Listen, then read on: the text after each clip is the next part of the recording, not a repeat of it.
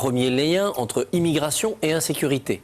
Comme on disait, classe laborieuse, classe dangereuse dans le 19e siècle, il semblait faire un lien entre les derniers arrivants et l'augmentation du taux de criminalité là où il s'installait. Donc ça, c'était un premier flou qui était répréhensible, c'était dans le discours du président de la République à Grenoble. Ensuite, il y a eu en même temps le grand malentendu de l'identité nationale.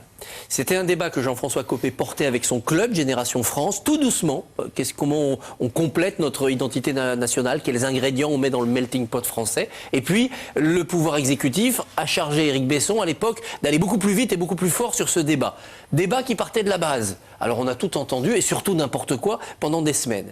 Et à la convergence de ces deux discours flous et ambigus, Copé a essayé de dire on va reprendre les choses par le haut, et dans un débat très contrôlé, un débat qui partira du sommet, c'est-à-dire du parti, on va essayer de remettre les choses à plat et dans la sérénité. Visiblement, ça lui échappe, parce que de l'extrême droite, on lui adresse des critiques pour mieux se frotter les mains, et de l'intérieur, ceux qui, à mon avis, devraient se précipiter pour nourrir le débat, envahir le débat, eh bien, il le fuit. Donc, en effet, il est dans la difficulté. Les textes du Coran font-ils toujours état d'une volonté d'islamisation des terres non converties ? On n'est pas dans cette logique, nous les musulmans. Nous voulons déjà vivre notre islam dans notre... La réponse est oui, mais évidemment, ça n'est pas le propos, si je puis dire. Non, on n'est pas dans cette logique. On n'est pas dans cette logique. Mais c'est bien dans le Coran. Je ne suis pas assez lecteur du Coran pour pouvoir y répondre. Vous savez, le message coranique, il faut déjà être suffisamment équipé et armé pour justement en tirer les enseignements. Il n'est pas à prendre au pied de la lettre, comme autre qu'un texte religieux. Il y a toute une science qui s'appelle l'exégèse du Coran pour pouvoir en tirer les enseignements. N'est-il pas contradictoire pour un religieux d'admettre que la loi de Dieu ou la charia, quelle qu'elle soit soumise à la loi des hommes ? Moi, je suis curieux de vous entendre là-dessus. Tout à l'heure, j'ai entendu Mme Merkel parler de la religion musulmane doit se conformer à la Constitution. Oui. J'ai essayé de comprendre, je n'ai pas compris. Et il a utilisé la charia. D'abord, qu'est-ce qu'on met derrière le mot charia ? La prière, c'est la charia. Le mot légal, c'est la charia. Le pèlerinage, c'est la charia. Est-ce qu'on parle du code pénal ? Parce que dans la religion musulmane, il y a le dogme, la foi, ce qui est invisible, et il y a la pratique. La prière fait partie... Cher Amar Lasfar, vous ne pouvez pas faire semblant, vous êtes trop intelligent pour ça. Vous savez très bien que ce qu'elle voulait dire par là, c'était évidemment toutes les applications excessives d'un droit coranique qui, notamment, pourrait toucher les droits fondamentaux des femmes. Mais bien entendu que ça existe. Mais dans notre pays, il n'y a que la loi de la République qui s'impose aux musulmans et à tous les citoyens. À force de dire qu'il ne faut pas débattre, ne laissera-t-on pas la place à une violence non maîtrisée? Qu'en pensez-vous, Gabriel Fary? Non, pas du tout. En rien. Je ne vois pas pourquoi.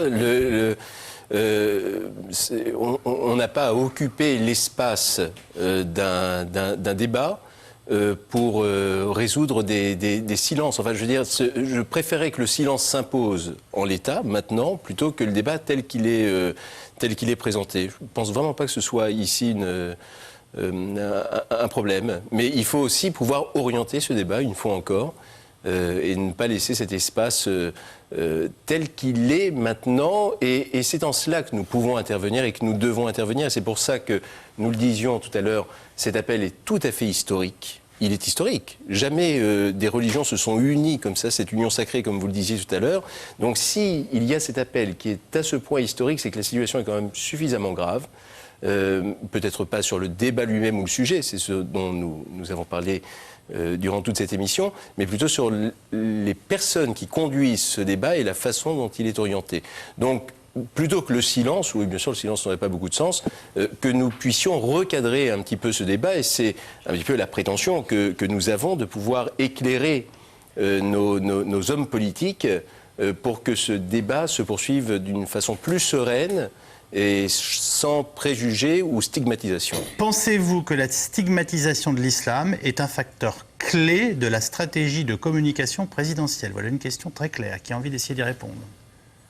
Je pense qu'au cœur de la stratégie présidentielle pour 2012, il y a deux éléments. Un pilier social, économique de reconquête de l'emploi qu'on n'entend plus du tout, qu'on va réentendre, et un pilier identitaire. C'est plus la définition d'une identité par des valeurs partagées que par l'ostracisme de tel ou tel pan de l'identité. Mais évidemment, dans un contexte électoral, c'est présenté, on l'a vu au discours du Puy-en-Velay, on l'a vu dans les interventions de Claude Guéant, c'est présenté de manière beaucoup trop maladroite. Donc ce qu'il faut, c'est que le discours présidentiel, qui est un discours de candidat et pas un discours de président, se remette dans le bon sens et dise notre identité bouge parce que le monde bouge, débattons, réfléchissons sur ce que l'on va mettre dedans de nouveau pour cette identité et non pas de rappeler les racines du passé comme si elles étaient intangibles. Pourquoi les religieux ont-ils peur des débats sur leur religion s'ils n'ont rien à se reprocher? Je sais pas si... Se reprocher, on serait coupable de quoi? Ce qui me paraît quand même d'admettre curieux. des pratiques excessives ou étant non compatibles avec la vie dans la République française. Et bien au contraire, parce que nous n'arrêtons pas de dire que nous sommes très heureux de la loi de 1905, que les aménagements ne nous semblent pas tout à fait nécessaires, et que ce cadre-là, qui est un cadre assez unique au monde, est un cadre qui nous permet d'exprimer notre foi, notre religion, dans une cohésion nationale, dans la cité. Donc on ne peut que s'en réjouir, on n'a pas à craindre quoi que ce soit. La laïcité n'est-elle pas obsolète ? Ah non, la laïcité est à mon avis une des clés pour vivre ce 21e siècle dont on nous a dit qu'il serait religieux ou qu'il ne serait pas. Mais le modèle Il y a que chez nous que ça se français passe comme ça. Le hein. modèle Il a été français n'est pas revisité. forcément universel. Non. Il a été revisité à plusieurs reprises. Et la laïcité est améliorable, Voilà. ça c'est évident. Merci infiniment les uns les autres d'avoir participé à cette émission. C'est dans l'air sera ce soir rediffusé à 22h45 sur le câble, le satellite, la DSL et la télévision numérique terrestre. Passez une très bonne soirée sur notre chaîne. On vous retrouve demain à 17h45 et auparavant ce sera bien entendu Axel de Tarlet et son invité. Bonne soirée, merci, à demain.